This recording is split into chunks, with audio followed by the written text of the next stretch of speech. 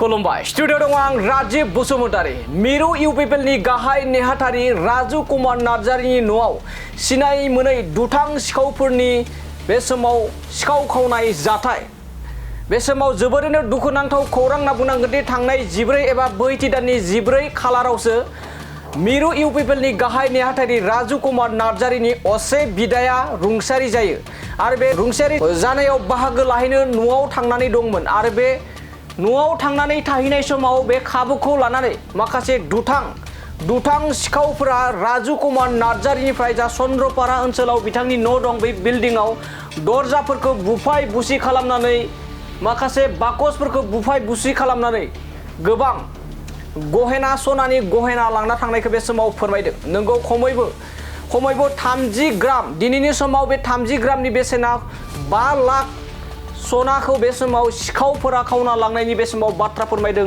राजु कुमार नार्जारि बिथाङा। बे समाव दुथां सिखावफोरखौ खानो थाखाय एबा सं दाननो थाखाय क'क्राझार पुलिसनिफ्राय गोख्रों राहा लानाय जादों। लोगोसे राजु कुमार नार्जारि बिथाङाबो एफआइआर होनाय जायो होननानै खौरांनि गेजेरजों फोरमायदों। बे समाव फिन मख'बावो दि थांनाय एबा बैथि दाननि 14 खालारावसो राजु कुमार नार्जारि बिथांनि असे बिदाया रुंसारि जायो। बे रुंसारि जानायाव न'आव थांना थाहैनायाव एबा गामिनि न'आव थांना थाहैनाय खाबुखौ लानानै माखासे सिनाय मोनै दुथां सुबुंफोरा बेबायदि राजु कुमार नार्जारि बिथांनि न'आव फैनानै माखासे दुथां सिखावफोरा बे समाव तालाफोरखौ बुफाय बुसि खालामनानै 30 ग्रामनिबो बांसिन सना रुफा लानानै थाङो। दिनैनि समाव बे 30 ग्राम होनना बुङोब्ला 5 लाख सनानि बेसेन एबा 5 लाख रांनि सना बे समाव लाना थांदों। लोगोसे आरोबाव बे समाव लेपटपबो लाना थांनायनि बाथ्रा बुंदों आरो गोबां मुवा बेसाद बेबायदि दुथां सिखावफोरा खावना लानानै थांनायखौ बे समाव फोरमायदों राजु कुमार नार्जारि बिथाङा।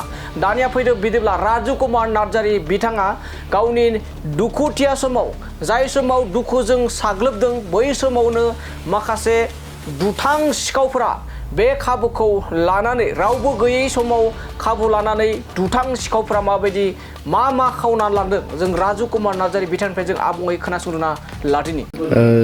जोङो दा सन्देह खालामदों थांनाय हराव रावबो गैयैनि सुजुगखौ लानानै आंनि नैबे चन्द्रपारायाव थानाय न'आवहाय सिखावा हाबनानै आंनि फिसाजो सावगारि नार्जारिनि जे सना गोदोनानि माला मोनसे बायनाय दंमोन 2021 मायथाइयावनो आं सिलिगुरिनिफ्राय बायनानै लाबोदोंमोन। बै समाव 64 रोजानि बायदोंमोन। दिनै सनानि दामाथ' गोबां बांबाय। बेनिफ्राय बेनिनो खोमानि सना दङमोन आरो आंनि हिन्जावनि आसान दंमोन सनानि। बेफोर गासैहाय माने आंनो खोन्थानायाव 30 ग्रामसो सना सिखावा लानानै थांदों। आङो मोनसे लेपटप आंनि बियादै आंनि बिदानि फिसाजो उरायना नार्जारि होननाय बे बाव फरायो जोंनि बिबि इन्जिनियारिं कलेजाव बिटेक खालामगासिनो दं। बेनि लेपटप मोनसे दङ डेल लेपटप आंनो बायदोंमोन 84,000नि बेबो गोमादों। दा जोङो माने आंहा बिदाया दाखालिसो 14 थारिख संक्रान्ति खालि थैनानै थांबाय गुवाहाटीनि हस्पिटालाव। दा बे थैनायखाय जों गासैबो गामियाव दंहैजोंमोन। जोंनि दुखुथिया न'खराव जों जयैनो बिदा फंबाय गासैबो जोङो न'आवनो दंजोबोमोन। दा रावबो गैयामोन आंनि न'आव। दा बे समावनो बे सिखावा हाबनानै दरजाखौ सिफायनानै मोनसे दरजाखौ सिफायनानै हाबदों, मोनसे दरजाखौ खोरस्लिजोंहाय स्क्रुपखौ खेवनानै हाबदों आरो मोनफ्रोमबो आलमिराफोरखौ खेवजोबनानै देफायनानै दिनै बे सनाफोरखौ लानानै थांबाय आरो लेपटपखौ लांबाय आरो मा लांबावदों जों बेखौ दाबो नायगासिनो दं। मानो होनबा जों दहायसो 10:30 11थासो समावसो मिथिनो मोन्दों जे जोंनि न'आवहाय सिखाव हाबदों होननानै।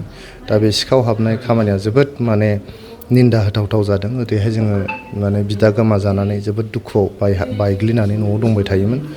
बे समावनो सिखावा हाबनाया जोबोद पापनि खामानि जादों आरो आंनि सासे उन्दै फिसाजो 9.5 बोसोरनि आंनि फिसाजो सावगारि बेनिखौ जों जोबोद खस्थ' खालामनानै खामायनाय फैसा बेजों बायनाय बे नेक्लेसफोर सनाफोरखौ खावनायाबो जोबोद पापनि खामानि जादों।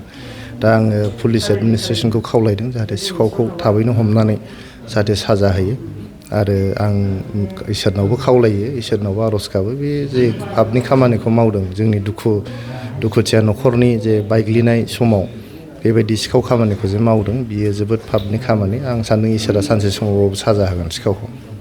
दासिम पुलिसनो खौरां हरनाय पुलिसनो गांसे एफआइआर होनाय जाबाय। एफआइआर होनानै दिनै पुलिसा बिजिरनो फैदों, तदन्त खालामफैदों। बिथांमोना नायदों, सोंदों गासैखौबो।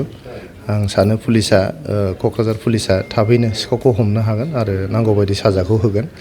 लोगोसे गोबां माने गोबाव समनिफ्रायनो जोंहा चन्द्रपारा ओनसोलावहाय बिबि इन्जिनियारिं कलेज थाबाय, इउएन एकाडेमि, जोंहा मोनसे प्राइभेट बहाय स्कुल दङ, ITI दङ, हस्पिटाल दङ, खाथियावनो जोंहा IT पार्क दङ आरो लोगोसेहाय रिसेन्टलि मोनसे जुबिननि पार्कबो बानायबाय, जुबिन गार्गनि। गासैखौ नायजोबनानै जिहेतु गोबां ओनसोलनि, आसामनि गोबां ओनसोलनि फरायसाफोर फरायसुलिफोर बेयाव थाफैयो। बेयाव मोनसे आउटपस्टनि जोबोद दरखार जादों। सिगाङावबो मोनसे दरखास्त SP बिथांनो होनाय जाबाय, क'क्राझार SPनि बाव आउटपस्ट नांगौ होननानै। दा आं खावलायनो लुबैदों SPजों लोगोसे जोंनि न'खर बिफाननि जाय माने बिबानाव दङ, थाबैनो जोंनि चन्द्रपारायाव मोनसे आउटपस्ट होनानै रायजो राजाफोरनो जाहाथे सिकिउरिटि होनायनि बेब'स्था खालामो, बेखौनो आं खावलायहरदों। CCTV केमेरा बसायनाय गैयामोन? न'आवहाय CCTV केमेरा जों बसायथ'नो हायाखैमोन, रां रुफानि आंखालबो थाबाय गुबुन गुबुनबो। आरो दिनैसिम जों गोबाव सम जाबाय बाव 2013-14 समनिफ्रायनो जों बाव दंफैयो, खिन्थु दिनैसिम बिजि खोन्दा गंसे गोमाफेराखैमोन, जेबो जाफेराखै। जोंथ' सिगाङाव दरजाफोरखौ मारियामोनबो, जेबो जों बेबायदि खालामा। मानसि गैयाबाबो जों मारिनानै थाङा, ओरैनो हुकल' होनानै जों थाङो। गतिके दिनैसिम बेबायदि जेबो गोमाफेराखै जोंहा, बिजि खोन्दा गंसेबो गोमाफेराखै होननानै बुंनांगोन।